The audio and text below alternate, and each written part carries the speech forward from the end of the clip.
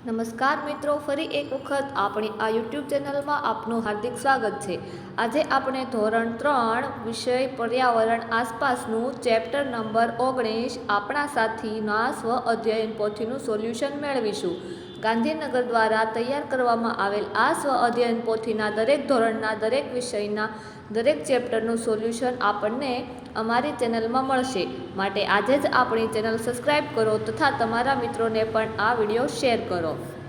તો ચાલો મિત્રો જોઈએ પાઠ 19 આપણા સાથી। નીચેના પ્રશ્નોના જવાબ લખો। પહેલું, તમને ગમતા પ્રાણી પક્ષીના નામ જણાવો। તો જવાબ છે પ્રાણીમાં ઉંદર, બિલાડી, ગાય, બકરી, સસલું, હાથી અને પક્ષીઓ છે કબૂતર, કાગડો, પોપટ, મોર, ચકલી। બીજું, કોઈ પક્ષીને પંખાની ઈજા થાય તો તમે શું મદદ કરશો?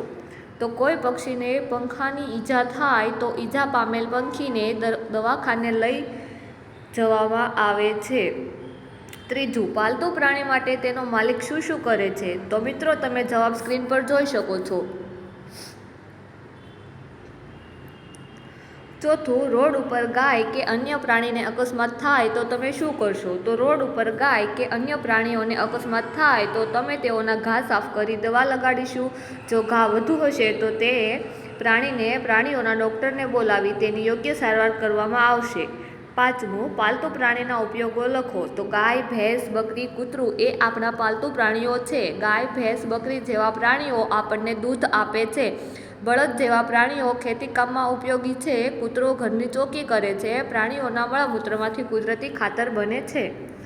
પાલતુ પ્રાણી વિશે માગેલ વિગત લખો। તો પ્રાણીઓના નામ છે અને સામે આપણે તેને કેમ રાખીએ છીએ એનું દર્શાવેલું છે। તો ભેંસ એ આપણને દૂધ આપે છે। માછલી તો ઘરમાં શોભા વધારે છે। ગધેડો ભાર વહન કરે છે। સસલું આપણે તેને ખૂબ જ પસંદ કરીએ છીએ। મરઘી ખોરાક માટે ઈંડા આપે છે। બિલાડી ઉંદરને પકડી મારે છે। પોપટ સવારમાં જગાડે છે। ગધેડું માલ સામાન વહન કરે છે। કૂતરું ઘરની ચોકી કરે છે। હવે છે તમે પ્રાણીઓ માટે શું કરો? અકસ્માત થાય ત્યારે તેની પ્રાથમિક સારવાર કરું। ભૂખ્યું હોય ત્યારે તેને યોગ્ય ખોરાક ખવડાવીશ।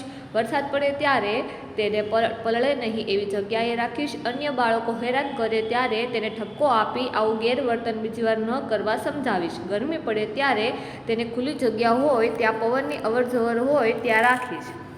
નીચેના પ્રશ્નોના જવાબ લખો। પહેલું, વાંદરા પ્રવાસી વ્યક્તિઓનું ખાવાનું કેમ ઝૂંટવી લે છે? પ્રવાસી વ્યક્તિઓ જ્યારે ફરવા જાય છે ત્યારે ખૂબ જ ચટપટો અને સ્વાદિષ્ટ નાસ્તો હરતા ફરતા ખાતા હોય છે।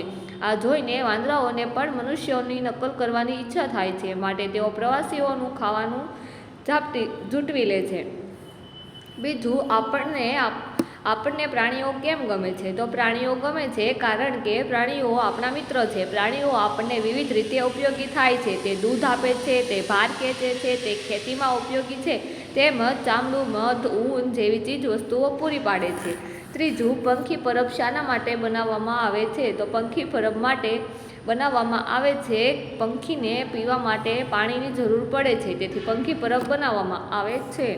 ચોથું, ખેતીના પાક અને ફળફળાદી માટે પંખી કેવી રીતે ઉપયોગી થાય છે? તો કાગડો, ગીધ અને ચમડી જેવા પક્ષીઓ મૃત પ્રાણીઓનો ખોરાક તરીકે ઉપયોગ કરી પૃથ્વીને ચોખ્ખી રાખે છે। મરઘી ઈંડા આપે છે, તે આપણા ખોરાકમાં ઉપયોગી છે। કાબર જેવા પક્ષીઓ ખેતીમાં નુકસાન કરનાર અસંખ્ય કીટકોને નાશ કરી ખેડૂતોને મદદરૂપ બને છે। પક્ષીઓ બીજનો ફેલાવો કરવામાં મદદ કરે છે।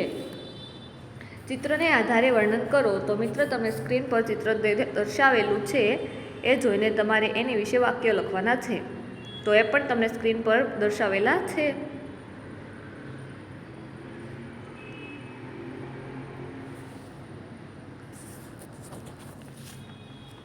તો આ સોલ્યુશન જોવા બદલ આપનો ખૂબ ખૂબ આભાર, ધન્યવાદ।